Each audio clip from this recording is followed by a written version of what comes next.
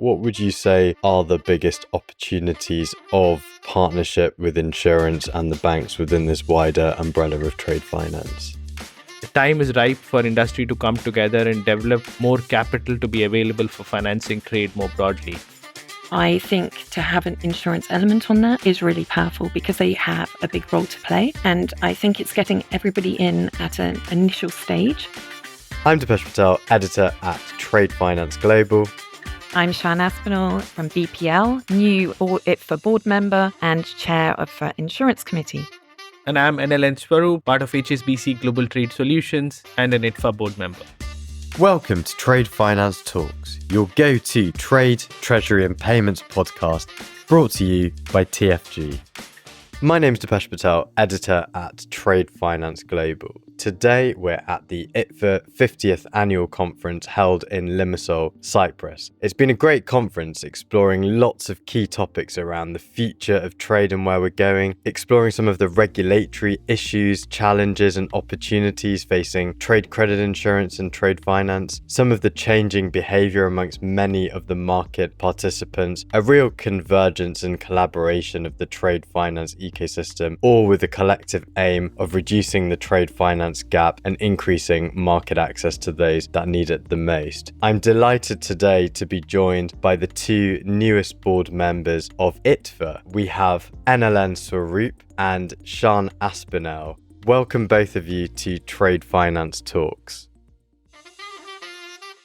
Thanks, Dipesh. Great to be here. Thank you. Thank you. So let's start with a quick introduction. And you've both featured on Trade Finance Talks before, but quick intro. Who are you? Where are you from? And what do you do? Swaroop, we'll start with you. My name is N L N Swaroop. I work for HSBC. I look after global product for sustainability, innovation, capital management, distribution, and FIs for HSBC. I've been a banker for about 2 decades across various roles and also worked in the insurance industry. This is a great opportunity for me to serve on the ITFA board, also work with partners like you to advance the agenda on trade finance. I'm Sian Aspinall. I'm Group CEO of BPL. BPL is a specialist credit insurance broker. My personal involvement in the market has been now longer than I care to admit to, but probably over 30 years in the industry. I've worked on the underwriting side for insurers as well as now being on the broking side. Thank you very much and congratulations to you both for your recent appointments on the ITFA board. I guess to start off with, it would be interesting to hear from both of you what this new role means both personally and professionally. And that means I'd love to hear how you're managing or how you're going to go about managing your time and how they align with your current roles in your day jobs at your respective companies. Swaroop. That's a very pertinent question. First of all, it's an absolute honor and privilege to be on the ITFA board. ITFA is one of the leading trade bodies now, looking after several trade issues and challenges and opportunities, like you pointed out, in the industry. To be able to influence and directly work with stakeholders on some of the key issues which matter to the industry is an absolute honor. How do I marry this with the day job that I have? That's a challenge that all of us face. The tip I will give is that you have to be strategic and organized around your work. That is the mantra I use and prioritize ruthlessly on things which are important, which are less important, and which are important in the future. In that order, you try to prioritize your day, but still get through things which are less important in the future. Doesn't mean you delay or not look at them, but it's just ruthlessly prioritizing your day is the way I would like to summarize on how you manage this both at the same time. And finally, it's absolutely essential that all of us as practitioners of trade contribute to the industry agenda, because that's how we advance our industry in the changing environment that we are living in. And Sian, what about you?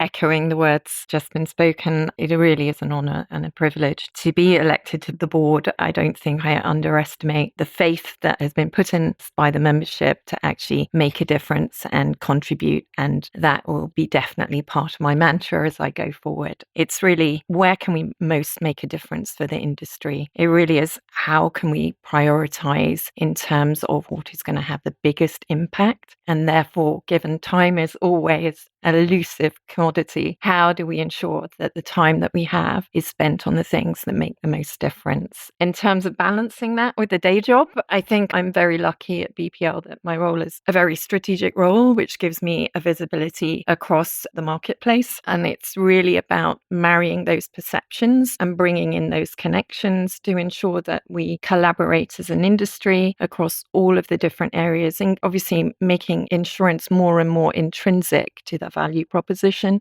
but ensuring that all stakeholders have an understanding of the roles they can play to bring the industry forward. And I'm really looking forward to doing it. I think I've had a bit of a baptism of fire. The regulatory, I've been working quite heavily on the Banking Regulatory Subcommittee and ITFA, the Insurance Committee, and that has been pretty full on for the last 5 years. So if I haven't learnt how to manage it by now, I'm not sure I ever will, but obviously I appreciate this takes it to a new level, and I'm very honoured to have that opportunity, and I hope I can serve the membership well. Thank you very much, both of you. And I'll start with a difficult question. Day one, here we go. What are your initial objectives as new board members? Swaroop. Well, there are quite a few. The principal area that I'm focusing on is developing trade as an asset class. And we did speak about this at the panel yesterday, the conference as well. It's a topic which has been in focus for several years, but it's a difficult one to solve because of the number of actors which are involved in trade financing and what are the challenges that industry faces. I think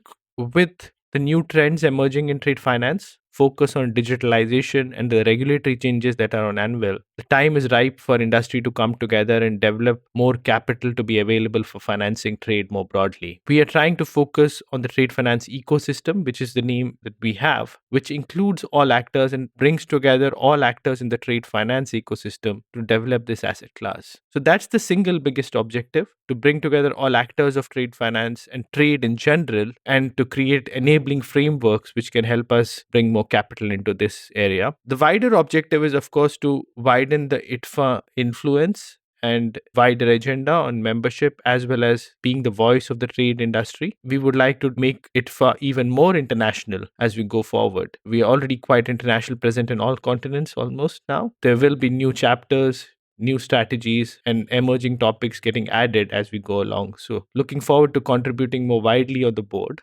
And lastly, one of my passions, as you know, Dipesh, is around sustainability. Sustainability in trade is still in its infancy, I would say. And to advance the agenda on trade financing, sustainable trade finance is absolutely critical. So at some stage, we would also want to develop exclusive enabling frameworks, industry methodologies for furthering the agenda on sustainable trade finance. So those are the three areas I would say are the top three on my mind at the moment. Thank you very much, Swaroop and Sian. Over to you, and I guess I'd be interested to hear your views on whether you think those objectives resonate with some of the key themes that you've seen in the conference over the past couple of days. I would say they have. I think it's great to see there's a huge amount of emphasis on new talent and in bringing in the next generation, which will really take the trade finance community forward. And how do we make it attractive to that generation? And some of the areas that have been touched on there in terms of sustainability, in terms of are we going to retain a documentary approach? How we need to be much more efficient. That generation is used to everything being at the touch of a button and in their hand. The trade finance industry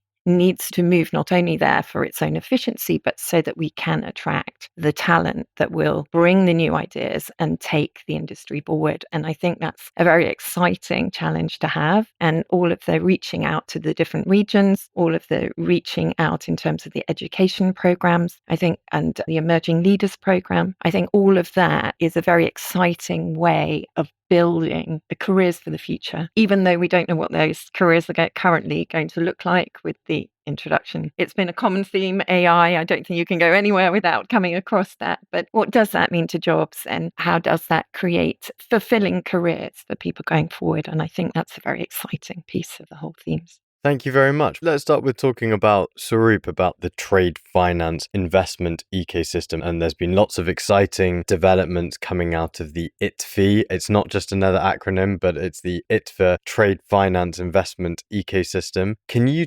perhaps tell us the journey? Why did it come about? How has it evolved? And where are we at today? It's very important to look back at how we conceived this idea. So if you go back 3 years, we conceived this idea at the ICC actually to create an institutional investor group for trade financing. We started getting together a group at the ICC, but we had to rehome this into ITFA because of some organizational changes at ICC. And very quickly, we realized that the act of bringing together players from the ecosystem is not easy. And when I talk about players, these are players who are not directly doing trade financing, but are interested in trade financing as an asset class. So the institutional investors, the asset managers, the pension funds, the insurance treasuries, those are the ones we were speaking to. It took us about an year just to get a group of people who are willing to put their force behind the group and draw an agenda for how do you go about developing a group which can drive the agenda on ecosystem challenges and developing trade as an asset class. But we finally got there. Our first publication about 2 years back was a white paper where we published what are the challenges and opportunities in making trade an investable asset class. And that was sort of setting the tone for our group. What we did soon after, and which we consciously did, was a very wide consultation with institutional investors, banks, insurance companies, fintechs, and others on what are the real challenges, because we really wanted this to come as a consensus view, and that is part of our learning from previous attempts on these kind of initiatives, to really take the voice of the industry. It was overwhelmingly clear to us that there is a need for such kind of an initiative, and 3 main work streams came out of it. If I have 2 minutes, I'll just go over those 3. The first one was the fact that we need to get voice of the people who are not currently financing trade or not doing trade finance directly. So these are the investors, pension funds, alternate lenders who are far from the trade finance subject but are interested in it. So we need to bring their voice. What are their interests? What are their challenges? What do they look for when they look at an asset class? And for that group, we realize that we need to get people who are non-traditional trade financiers and non-traditional asset managers. So we got a group of people who are interested and led by a couple of institutional investors. The second was to bring a framework which can allow for the language and same language to be spoken on both sides. This required us to demystify a lot of terminology and the legal terms that we use pretty easily and commonly in the trade finance world as being obvious to everybody. But the gap is very wide. We often do not speak the same language. So bridging that language barrier and speaking the same language was the second big challenge that was pointed out. And the last one was around creating frameworks and formats which are easier and leveraging technology to make it less costly to invest in trade finance and trade more generally. So these are the 3 big points that came out of the survey. Looking at that, we developed this working group and created these work streams with competent people leading them from respective areas. So institutional investors for the first, we have some legal experts on the second, and we have tech and data experts on the third. We have now started producing work from this group. So just before this conference, we published 3 papers, each for one of the work streams, which outlines the work that they are planning to do for their work stream, and also some of the key challenges that they foresee which they're looking to solve. So that's sort of the journey that we have gone through in the last 2-3 years. The fact that ITFIE work has now been elevated to the ITFA board reflects the tone and what we see in the market, because this is something that we are widely seen as the need of the market, I think, and driving it at the board for ITFA is really a reflection of what we hear on the ground. Hey, enjoying this podcast? Hit that follow button for more. Done? Let's get back to it. Thank you very much. And it's really good for you to talk through those 3 work streams around representing the voice of the trade finance community that aren't necessarily directly involved in trade finance, such as the investment funds, talking through standardizing, I guess, the language and the terminology of some of those terms, and also really developing their frameworks and those policies to allow for the introduction of trade finance as an investable asset class. Sian, I'm going to come to you. What are the most significant challenges that you currently see facing the CPRI market, and how do you plan to address them through your role on the ITFA board? And also, I guess, on some of Swaroop's objectives and points, do you see there being synergy for the insurance industry to also play quite an active role in growing the trade finance ecosystem from an investable asset class perspective? That's a very long question. I'm very lucky to enter ITFA at a point where there's so much good, firm, solid foundation that's been built and an energy that's behind that. And I'm full of admiration for what's been achieved there. I think I view my role really to build on that foundation. I think at the moment within the Insurance Committee, I would love to be able to build it to be truly representative of all of the stakeholders within the community. I think, if I'm honest, I think the insurers have been somewhat slow to come to the party on that. It's great that we have a number of the insurance representatives within the banks who are driving the purchasing, but we really need to have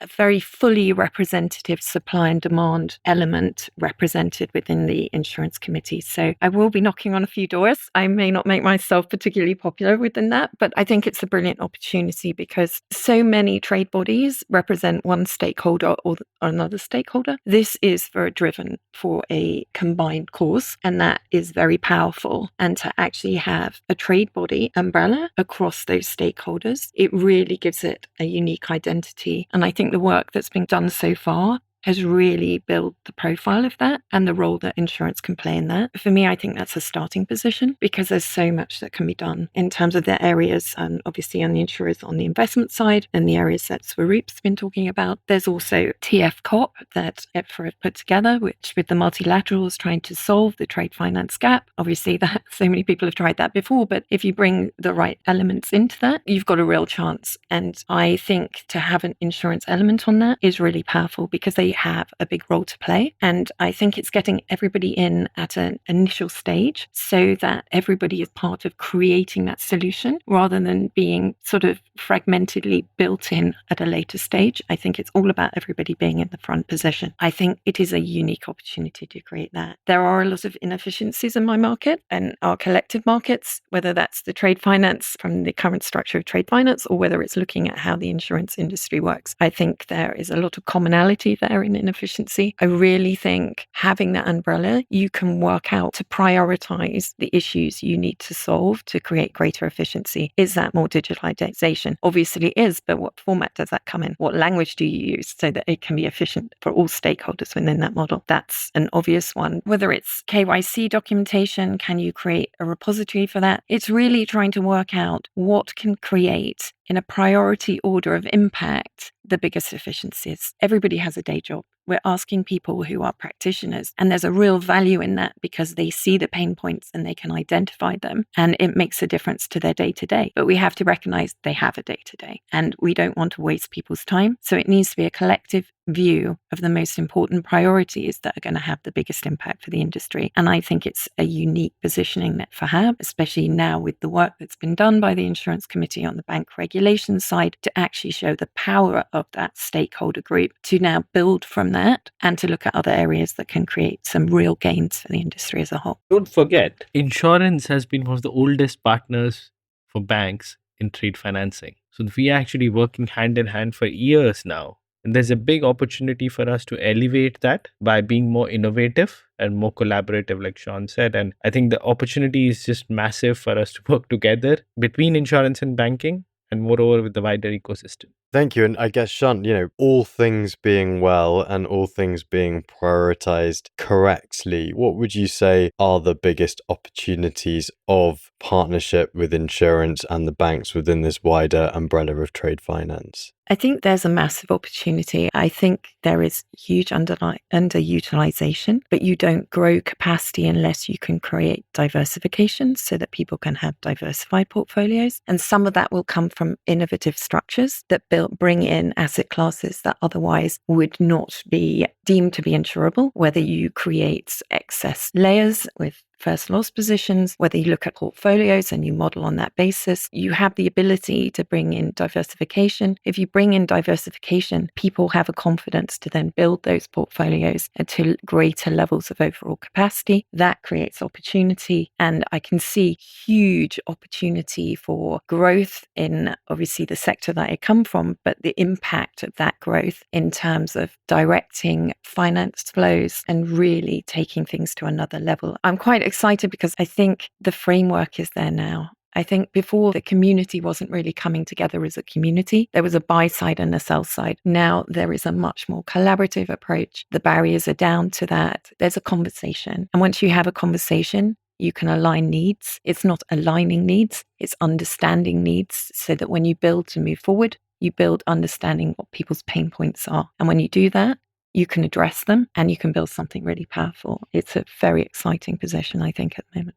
Sounds extremely exciting. Sian, when we perhaps meet in 1 year's time, I of course want to hold you accountable for your objectives. How would you measure success in your new role at ITFA? I think success would be, previously said, if I have a wider cohort represented on the insurance committee, to actually ensure that the people who are active within the industry are actively represented within the committee, and to ensure that we represent the industry and the community on a real basis. And a lot of that work has been done, but I think there's more to do. So measuring that would be a good measure of success. Obviously, we've spent alongside the banking regulation subcommittee. I think we've all seen probably 5 or 6 years of our life sort of stored in folders on our Outlook. Those folders have been ever expanding. Now we're coming obviously towards the culmination of that journey. We will see what the regulatory position is pretty soon now. But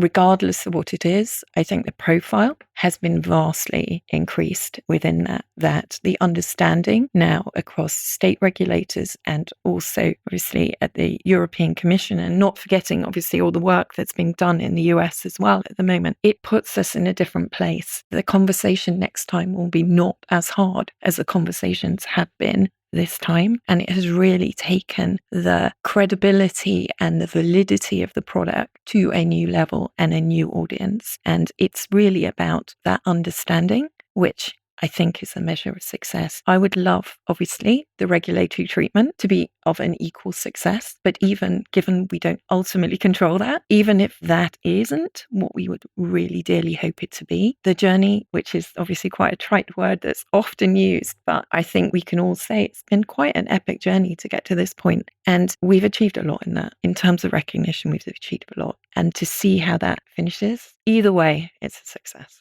We'll be watching closely. Representation, following some of those regulatory positions, and also driving education and advocacy. Those are your kind of key points. Sian, Swaroop, I'm going to ask you the same question. I would say first thing is, if at the next annual conference, we see a greater number of institutional investors, that would be the first change that I would like to see. And equally, we would want to be present at more institutional investor conferences where trade is not spoken about or is underrepresented currently. So that's the first thing I want to change. The second big thing I would say is having wider representation. I think ITFI has an opportunity to bring wide players across various regions, including some of the developing markets. So we intend to widen our work and promote it in different regional committees and subcommittees to make sure that we are speaking at country and regional level in different regions to advance that agenda. And the final thing I would say is to be able to then bring best practices. So if in the next conference we are able to bring together 2 or 3 examples of ecosystem working together and really innovating for change, so it could be new structures in distribution, it could be new funds coming up, or it could just be collaborative effort